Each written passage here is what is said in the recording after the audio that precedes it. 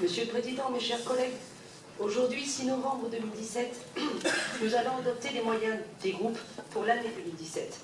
Tout d'abord, nous pouvons nous interroger pourquoi adopter si tardivement cette délibération. Sur ce point, Monsieur le Président, la réponse aurait pu être que vous avez pris le temps de la concertation. Eh bien non, car ce qui est proposé aujourd'hui reprend la même rédaction de ce qui avait été proposé dès mars 2017.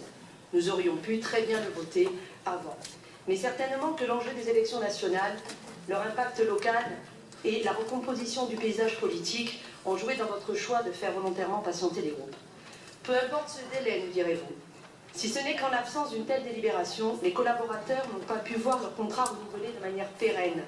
Entre le 1er janvier 2017 et aujourd'hui, certains ont connu pas moins de 5 contrats de travail, parfois d'ailleurs renouvelés postérieurement à leur date d'entrée en application. Mais il n'y a pas que la forme qui est critiquable dans cette délibération. Vos choix aussi sont iniques.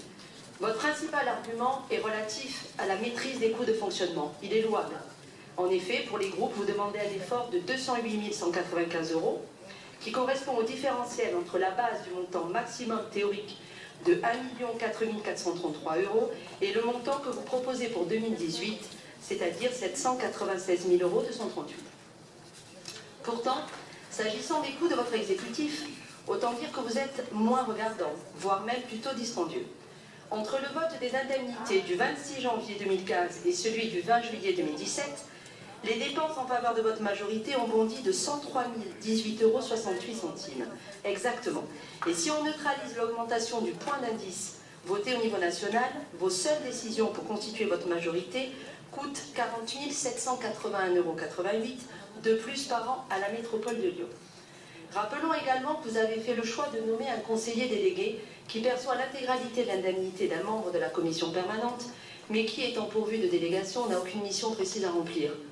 De quoi douter lorsque M. Le Faou dit en synthèse lors de la dernière réunion des présidents de groupe « ça coûte plus cher que sous colon, mais ça travaille plus que sous colon ».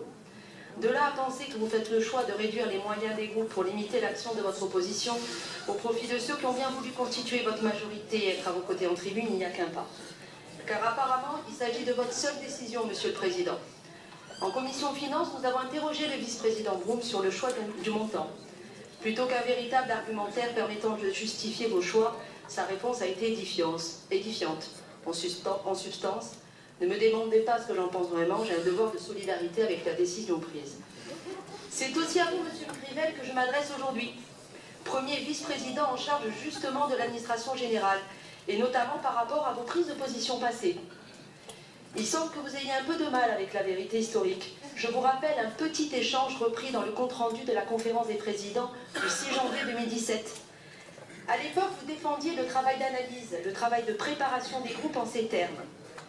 Les montants qui avaient été présentés de l'ordre du million d'euros en tant que répartition pour que les groupes aient plus de possibilités de travailler nous paraît être la meilleure des décisions.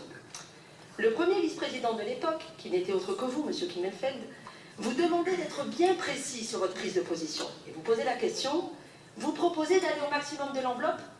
Et vous confirmiez, M. Grivel, par un « c'est ça ». Nous avons bien écouté l'argumentation de votre revirement actuel, M. Grivel, mais toutes vos explications ne peuvent pas masquer le fait que vous êtes aujourd'hui le premier vice-président. Vous avez fait un choix politique et partisan, il est tout à fait respectable, pourquoi ne pas l'assumer? S'agissant des économies de fonctionnement, notre groupe n'a, je crois, aucune leçon à recevoir. Chaque année, notre groupe ne dépense jamais la totalité de ses crédits. Vous l'aurez compris, il ne s'agit pas pour nous de défendre une augmentation de notre budget. Nous n'en avons pas besoin. Je vous rappelle que déjà en 2016, notre groupe a été prélevé de 15 904 €, et ceci pour financer les autres groupes qui siègent tous dans la majorité. Cette année encore, vous allez prélever un reliquat de 51 476 €, notamment sur notre groupe pour financer les petits groupes. Situation ubuesque où le budget du groupe d'opposition finance les collaborateurs des élus de la majorité. Plus généralement, il s'agit encore une fois de pointer la différence entre le discours d'ouverture, de conciliation, de respect des élus et la réalité abrupte de votre manière de décider sans concertation. Monsieur le Président, il est encore temps de nous montrer votre ouverture et votre vraie nature, et de réformer notre proposition pour 2018 en appliquant la volonté exprimée dans un courrier co-signé par cette groupe de cette Assemblée le 28 mars 2017. À savoir, retrancher du montant théorique une baisse de 6%, correspondant à la règle fixée en comité budgétaire. Nous serions ravis d'amender collectivement votre délibération en ce sens. Monsieur le Président, après votre refus d'ouvrir la commission permanente, s'attaquer aux moyens des groupes serait une deuxième erreur de gouvernance. Je vous remercie.